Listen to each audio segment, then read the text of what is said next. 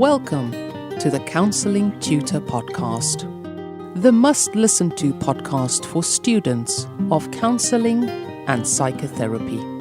Here are your hosts, Rory Lees-Oakes and Ken Kelly.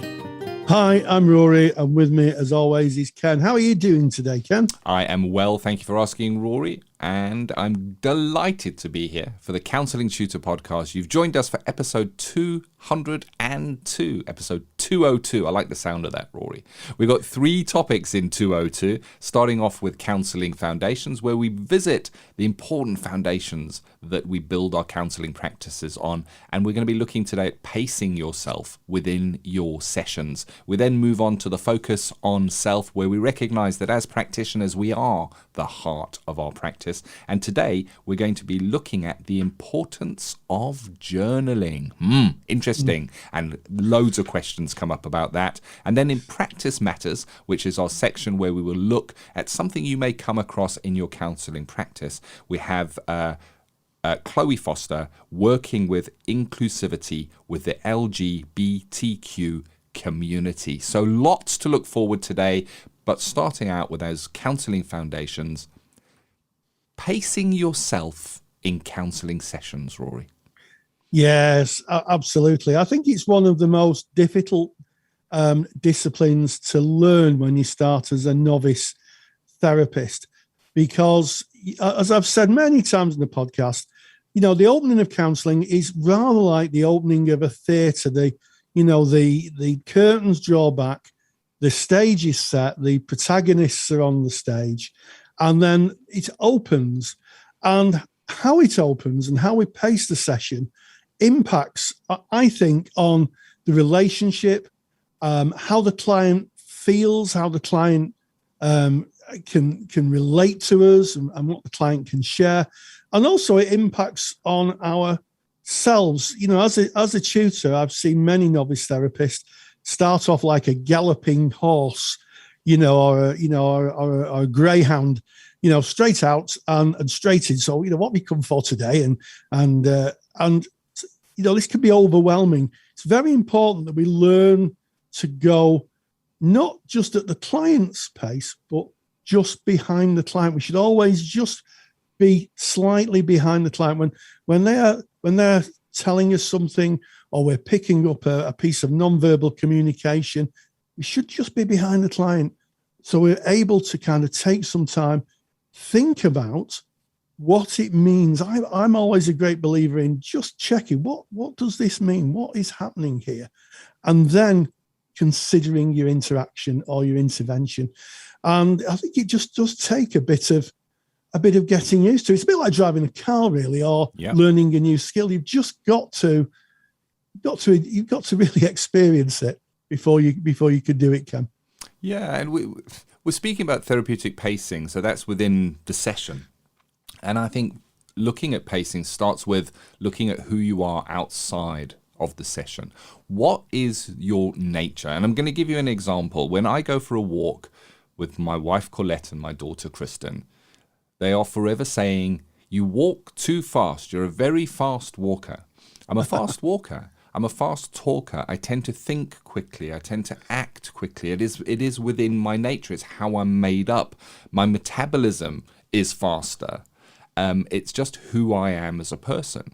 So recognizing that is me, I then need to look at, how do I present? How do I show up? What part of me do I bring when I show up professionally with a client? Because if I bring that walk too fast, talk too fast, do too quick side of me into the therapy session, then it's me and it's my session, and I'm leading the way and I'm setting the pace and I'm setting the rate at which we're going to move forward.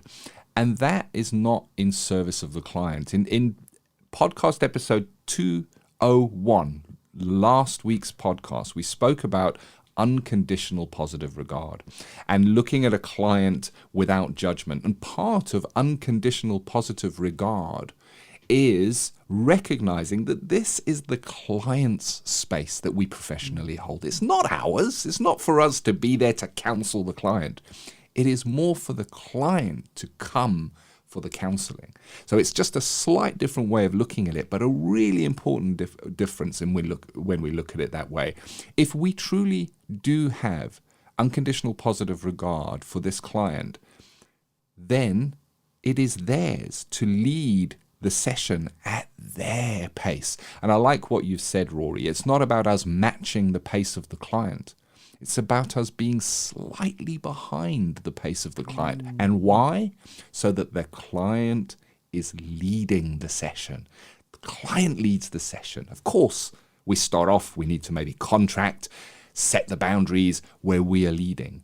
But as soon as we hand over to that client, it is theirs to lead from that moment on. And one of the greatest counseling skills for working with that is the skill of silence. We do less.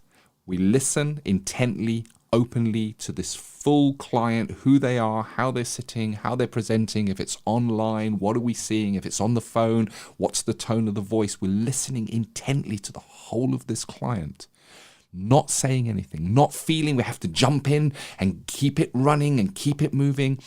And that client will naturally start setting the pace. I couldn't put it better myself, Ken. And I think the idea of us just using the skill of silence as a default skill when we start off with is so important. It's such an underrated skill, because it allows the client to work at their own pace, to move at their own pace, to exercise self-care and protection, because protection is a great big thing in the therapy room. And it's not something that we can always offer completely as therapists. You know, the client themselves has to be involved in their own emotional protection. So the use of silence is a really, really useful tool. And also be thoughtful on questioning. I've observed some skill sessions. Certainly my early skill sessions as a student I would have been a better interrogator than a therapist. I was, well, what about this? And what about that? And, have you tried this? Have you tried this? Have you tried that? And you said this before, but now you're saying that. And nowadays, I hardly ever use questions in my practice, only to clarify. So if someone's talking about a complex relationship they're having with a number of people, and they say, well, she said that and he said this, I might say, just so I understand, who is he and who is she? And I think that, I'm sure that benefits and sets the pace, because again, I'm just putting slight interactions in, and then the client is speaking. You know the magic of this, Ken. The absolute magic is you can see that when you're working at the correct pace, the client is putting the pieces together themselves. Yeah. That you can see the pennies dropping, and then they might say, so if I did that, that wouldn't happen. And I might use then the skill of reflection and say, so you're saying that you've come up with a different way of approaching it.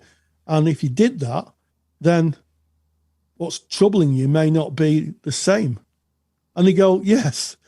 But it is, therapeutic pacing is a skill. And you're right, we live in a society that wants answers, targets, deadlines. And in therapy, we work at someone else's pace. And that can be, I think that can be sometimes frustrating, because some clients move very slowly. And I always used to say to my students, you know, what you consider a very small change might be enormous for the person who sat in front of you. So don't judge any changes or movement by your own frame of reference. It's always their frame of reference. That's so important. That again goes back to that unconditional positive regard, being in the client's frame of reference. And the word that comes up for me is the word trust. Trusting that the client will find the way. Now, it depends on your modality. If you're working in CBT, you're going to be setting homework, you're going to be working with tried and tested and evidence-based interventions. But if you're working from a person-centered perspective, It's about trusting that the client will find the way. We're not there as the expert to go, so what is it that's okay, that's going on? Oh, well, what you want to be doing there is this and this and this. Let me just get the big red book of counseling answers off my shelf, look up what it is you're presenting with, and tell you exactly what you need to do here. Clients are told all the time by those around them what they should do. Oh, you need to leave him. Oh, you need to stop doing that. Oh, you need to start doing this. They're bombarded with everybody else's opinions on what they should be doing. So often we can find ourselves in a position where we kind of know what we should, and I'm putting that in inverted commas, be doing. However, we just can't bring ourselves to do it, or we keep on breaking our own promises to ourselves. This is what a client is going through. By allowing the patience, bringing the patience, not allowing, bringing the patience into the relationship, the client will find their own way. And when they find their own way, then there is ownership to them. If it's given from an external perspective, we give them the answer, a friend gives them the answer, a partner tells them what you should be doing is. There's no ownership in that. It's when the client is in that place where they go, hold on, I've just had a light bulb moment.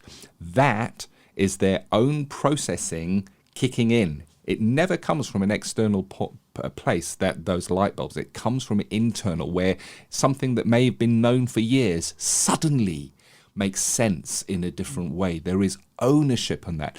And that can only come about if the client is given the space to explore, the space to find their own way.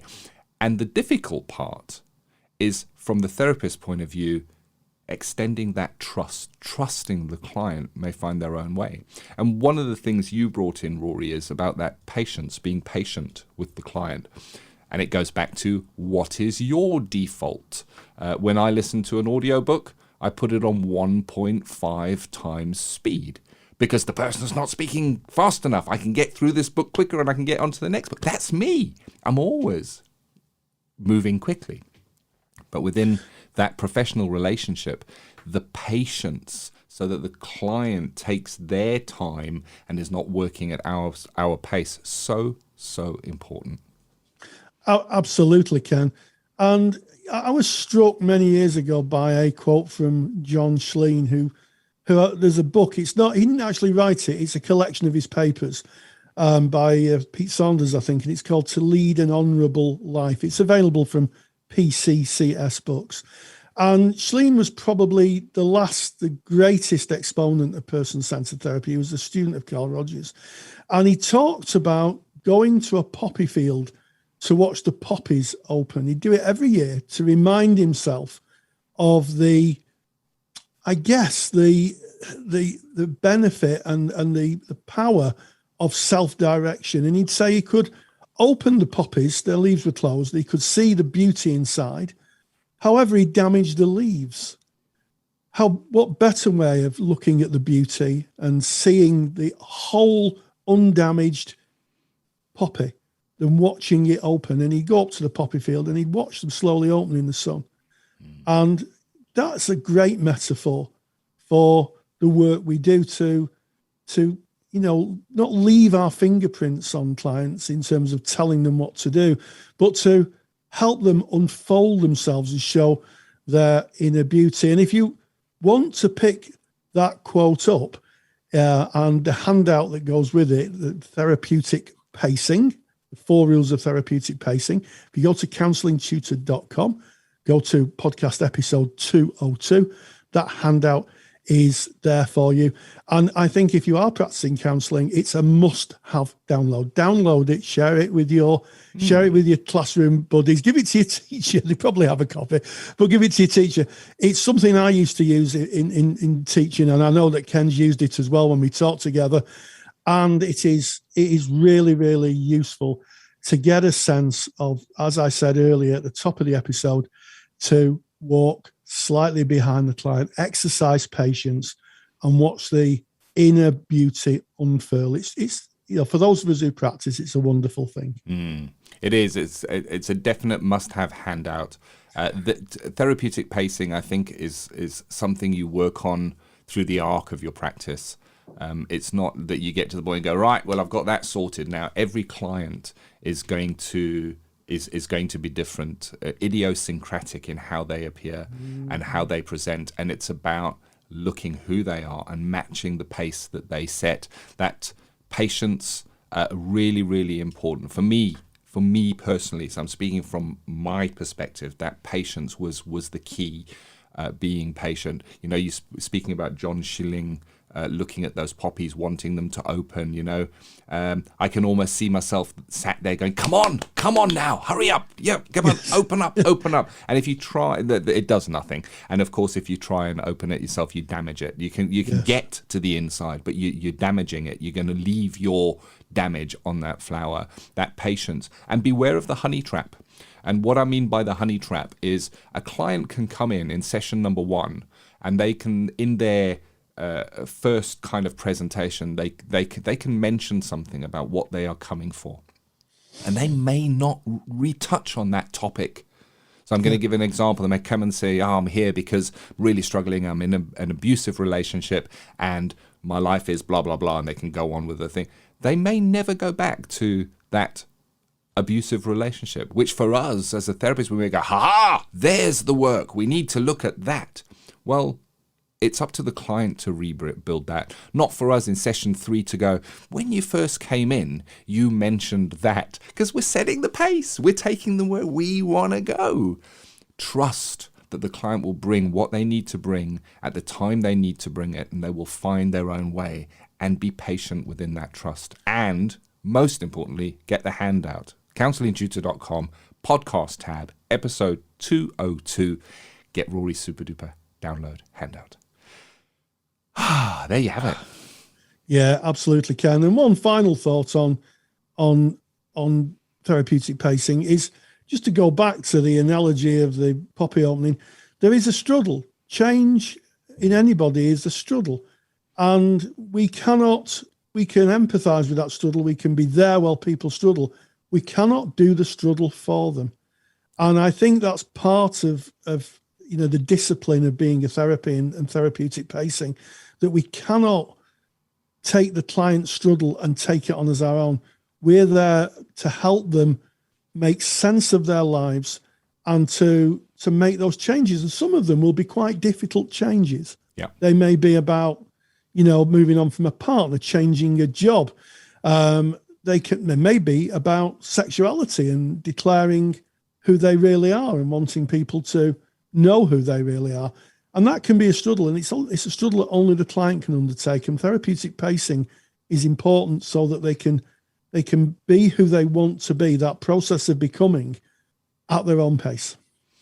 I like that the topic that we started with, counselling foundations, pacing yourself in sessions, really neatly ties into our next topic. So this is focus on self, where we recognize you are the practitioner. You sit at the heart of your practice. And we're looking today at the importance of journaling. And that last kind of exit that you did of that last topic, speaking about how change takes time. It's the same with us. We're experiencing momentum and change all the time. Through the arc of our training, post-training, within our everyday life, things are changing. That's the one thing that we can bank on, is that change is going to occur around us. And with change can come disruption. And I'm speaking emphasizing this point because at the moment our daughter is about to leave home and go to university, and there's a massive change that we're going to need to kind of get our heads around.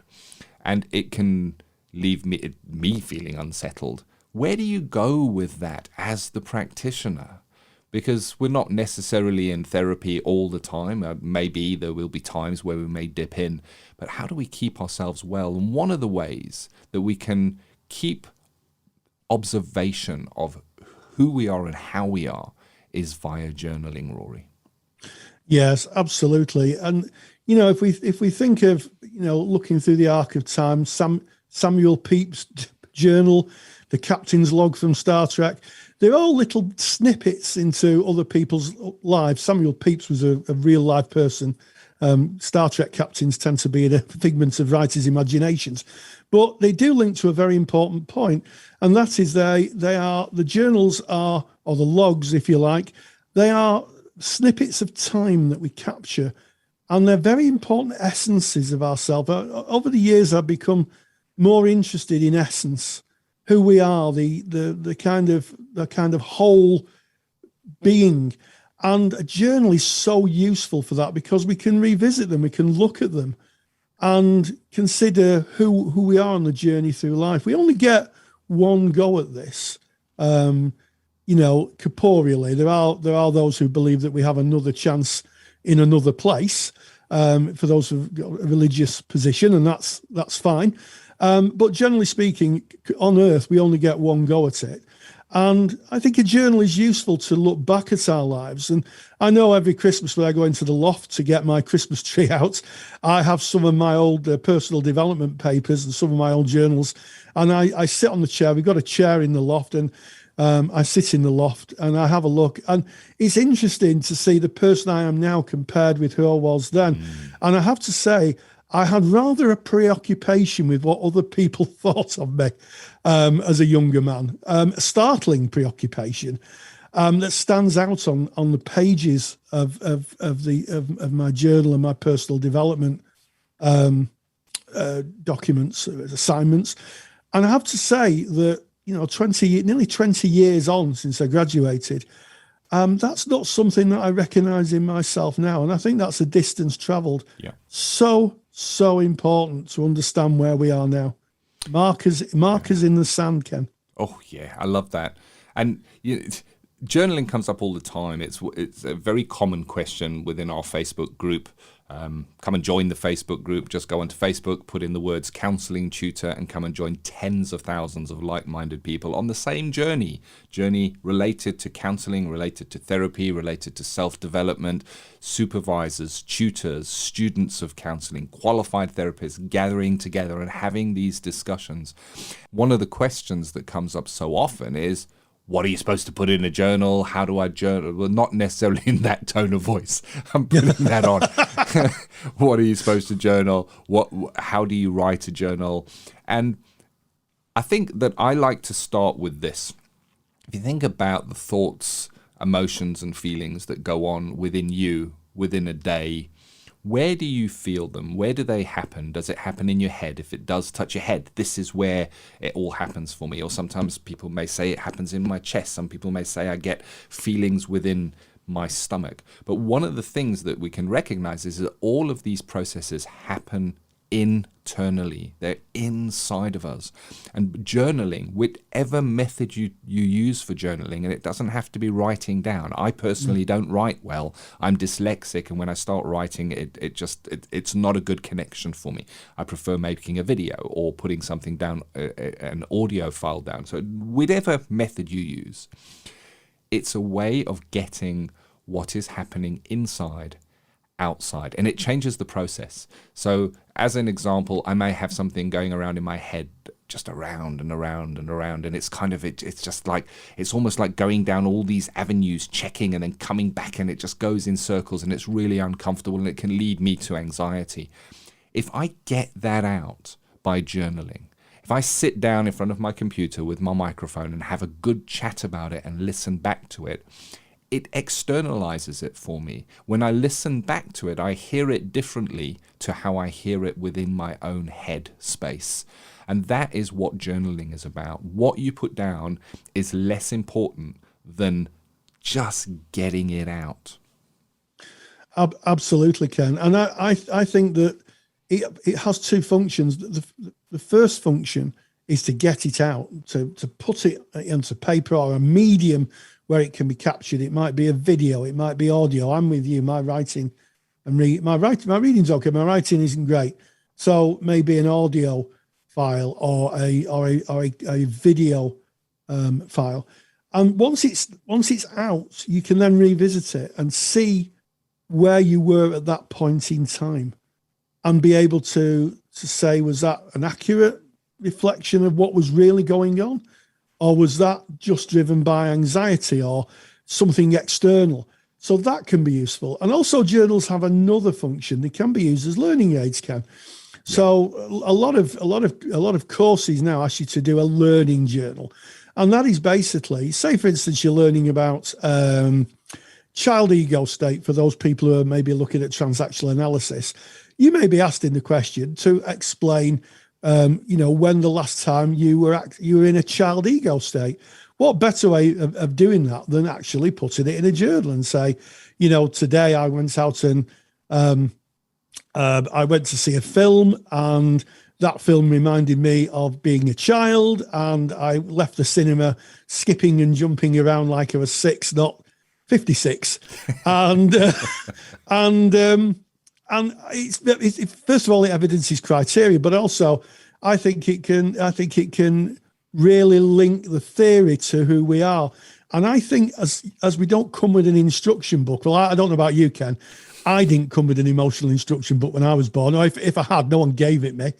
I think that counselling theories do form a kind of user manual to our life. So journaling really does play into that. Yeah. There's a magic in putting something down in a more permanent format, whether that be video, audio, written. And there is evidence, there's research evidence that kind of links into this. So if you think about goal setting, just as an example, that what I want to accomplish within the next 6 months to a year, the evidence shows that if that is written down, you're more likely to attain those goals.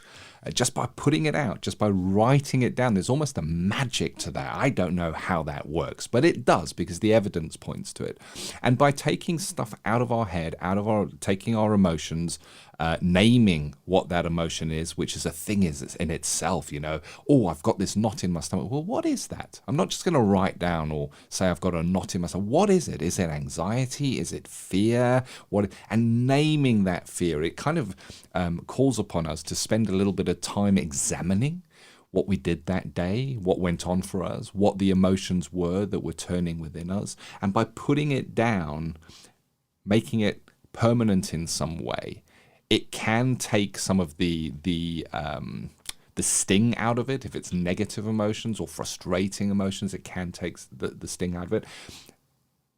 But mainly, it's just about personal development. By writing these things down, by examining them, it leads to a more enlightened way of being. It just does. It gains its own momentum as you go through, and journaling can become a really enjoyable activity. If you're looking at journaling and it's a chore, I need to journal, then maybe you're not journaling in a way that best suits who you are. And I think it's about looking who you are. What do you... When I was written journaling, it was really painful for me. I didn't enjoy it at all. And I did it throughout my studies because I was called on by my training to do that. And I didn't think of going over to making audio files until I met you, Rory, and you said that you make loads of audio files for your journaling. I thought, that's a good idea. And it changed things for me. So have a look. Do you journal? Is it a chore? If it is a chore, maybe challenge yourself and go and re-look at that. Is there a different way you can do it? Could you journal with paints and paper? Could you journal by making something? Could you journal by moving shapes around that mean something to you? Find a way of getting what is internal, external, and have a look. Does that lead to a more enlightened self, to well-being? I like the idea of creative journaling. And one idea that's just come into my head is you could plant something and watch it grow. Yeah. And think the thoughts as you're watching it grow. And think the thoughts of watching it grow. And, as I've always said, if you want to know where you're going, you need to know how far you've come. You need to look over your shoulder and see how far you've come. I think it's really easy if you're climbing the mountain to think, you can't get to the top of this. And then you say, look over your shoulder and you've climbed 2/3 of it. You've done the hard work. And the way to do that in terms of our kind of emotional landscape is to journal. You can look back and think, oh gosh, I remember that struggle, and it seems not so much of a struggle anymore. And that's what I did to get over it. So I can't recommend journaling enough. And find your own unique way of doing it. When we think of journaling, we think of quill pen and parchment paper. It could be audio, it could be a video. I mean, even Jean-Luc Picard from Star Trek used a video, didn't he? He'd speak into his computer and do his captain's log. You could do that. There's hundreds of ways you can just put a marker down and look at it to generate that internal dialogue of where you are now, how far you've come, how you're feeling, and the obstacles that you've overcome. There's a lot of interesting stuff about journaling. It interests me a lot, and it's something that within our family we play with quite a lot, and the different ways of journaling. If you go on to something like Amazon and put in journals, there are so many different kinds of journals. There are journals with specific layouts. There are even therapist journals, specifically for therapists, that you can buy on Amazon. And there are journals that call on you to journal in the morning, when you just wake up before you start your day. And part of that journaling might be about setting intentions for the day. What do I want out of my day today? And not, I want to do this work and that work. I'm talking about kind of more self-led outcomes, like I want to be kind to somebody today. I want to say something nice to someone today. I want to surprise someone today. One of the things I do is we've got a Marks and Spencer's car park. Marks and Spencer's is a food chain store in the UK. I believe they do clothes as well, but ours is an M&S Food, and they got a little parking lot, and you get 30 minutes of free parking, Rory. You can go, but you got to go and get a ticket. You can't just go drive in. You got to go and get a ticket that gives you 30 minutes free parking and put it on your dashboard. And when I go to get a ticket, if I see somebody else walking up behind me, I know they've got to stand there and they've got to push that button, and it takes about 20 seconds to print the ticket. So I'll push it twice, and I'll just turn around and give them a ticket, and go, there you go, and I just walk off. And it's amazing what that does, the beam on their face, that unexpected kindness for no reason, for nothing in it for me, just to give that out. That I might start a day and journal that. Might look at an end of day journal where you look with a frame of gratitude. What was I grateful for today? And starting in that point, it's kind of like what we do in our meetings in Counselling Tutor. Whenever we have a meeting, the very first thing we do is we have what's called a positive check-in, where we bring something good that has happened in our day that we can share with others, not necessarily work-based. It can be anything. And checking out each day with a positive checkout and going, what am I grateful for today? Because I guess our human selves tend to very easily get trapped and weighed down by what bad things happened to me today. And just by stopping and saying, gratitude list, name the 2 things that I'm happy about today, that I'm grateful for today. What difference did I make today? These are just ideas. There's loads of journaling ideas out there. If you Google it, lots on journaling. Really interesting topic, Rory. It's a fascinating topic, and just an observation that I would have: people who journal, I know quite a few people, and people who journal tend to be more introspective, more I'm almost tempted to say compassionate. Maybe I don't know everybody, of course, but I think it's that effort of introspection, that taking time to pause and think about the day, think about what's going on, how they're interacting with the world, is something that perhaps we just don't do, and I think it's lost.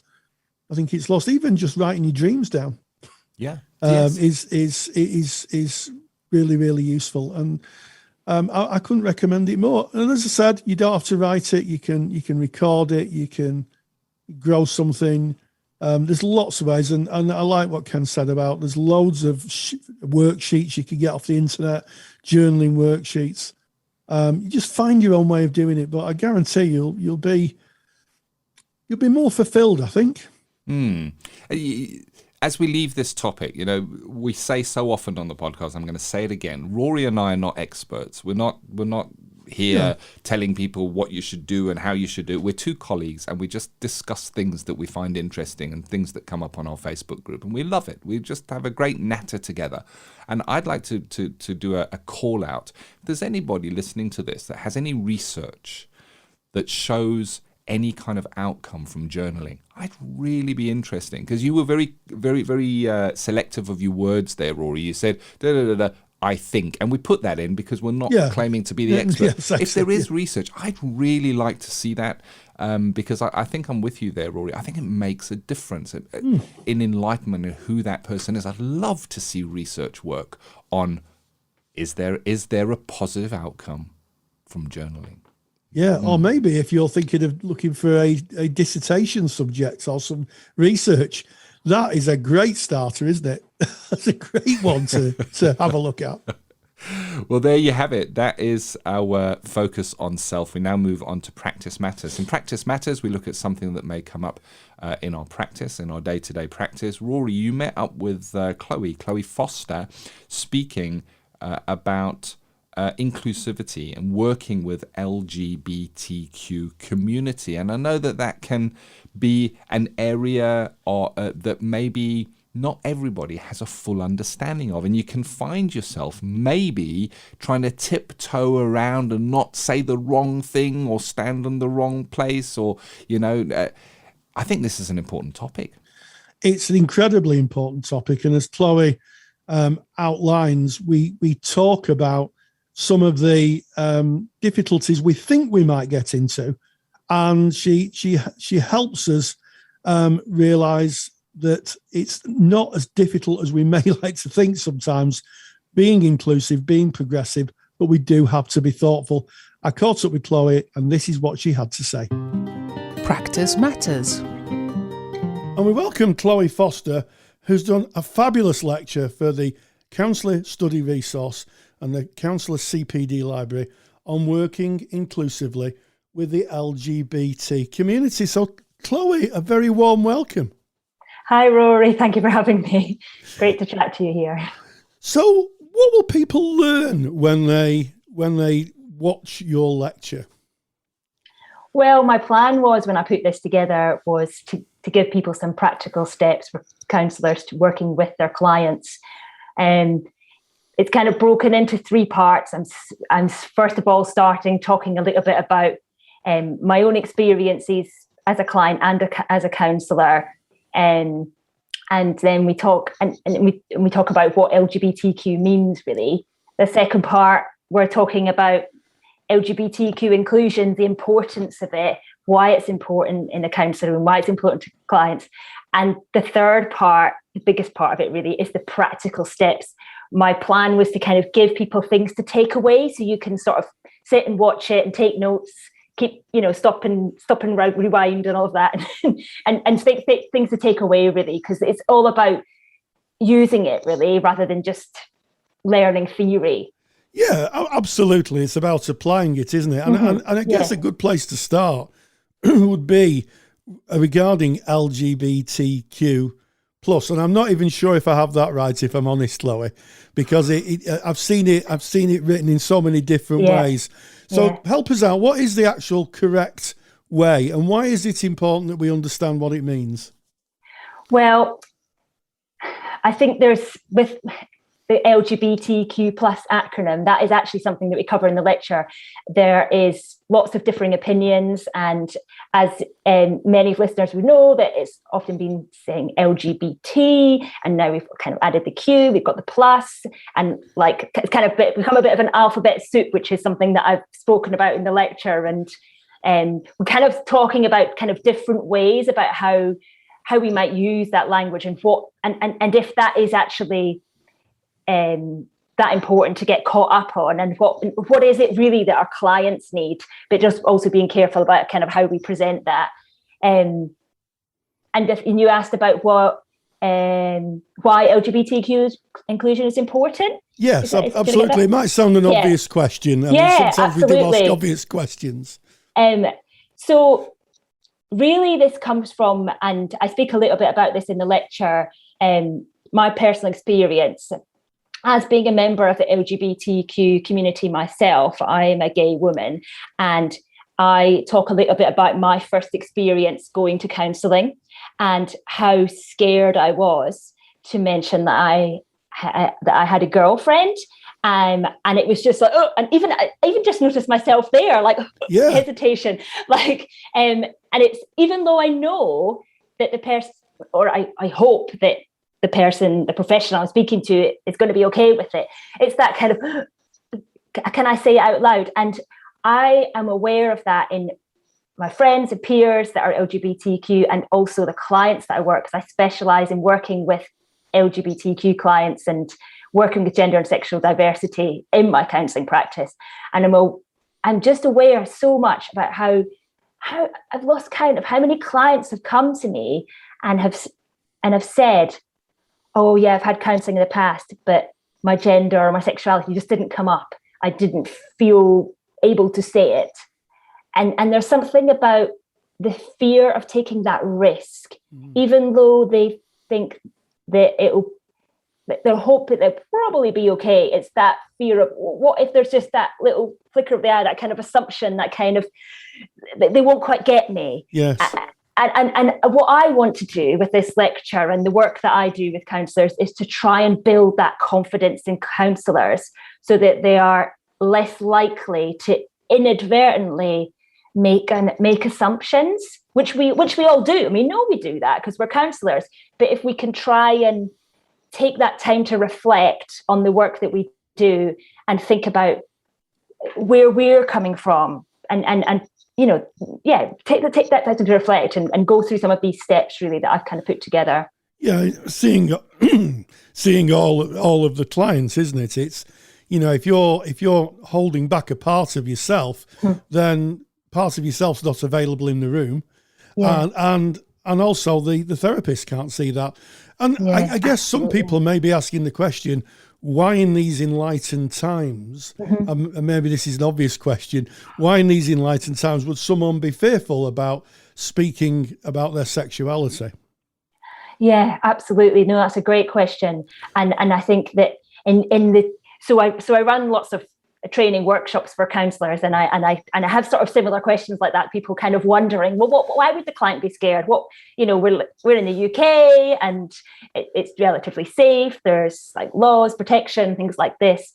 However, there's the history and there's the shadow, and there is still so many things, so many rights, and so many things that are that need to change, and the things that need to happen. And also, I think what I talk a bit more detail about in the lecture is the terms heteronormative society and cisnormative society. And just to very simply clarify that in this podcast, it's basically the idea that as a society, as a whole, we tend to assume that someone is straight or not trans, unless we're told any different. And that is the problem, really. And that is why it can be difficult for clients, because they basically, gay, bi, trans clients, they have to come out. Straight people don't, cisgender people don't have to come out.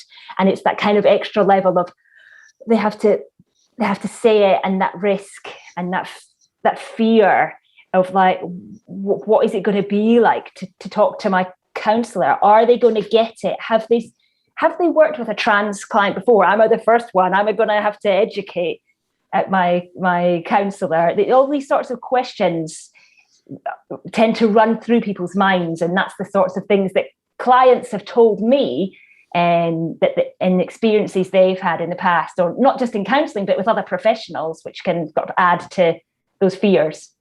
Yeah, and I kind of knew the answer to that question before I asked it, before anybody sends any letters in. But I think it is an interesting point. It's from a position of presumption, because we are, it is changing, but we are a heteronormative society, and generally speaking, and I could understand that it can be a big kind of step for a a client to kind of come out. And I think that's an interesting term, coming out. It's almost like coming out again, isn't it? To your therapist. Yeah. So, well, as we think about therapists, what do therapists have to consider generally when wanting to be more inclusive with LGBTQ plus clients, or to be more thoughtful of who they meet? Because there's no it may be they meet someone they don't know. So how could we be more thoughtful? Well, I think there's definitely a number of things that I go through in the lecture, but I think like number one, and the first thing I think could be really helpful to do is personal reflection.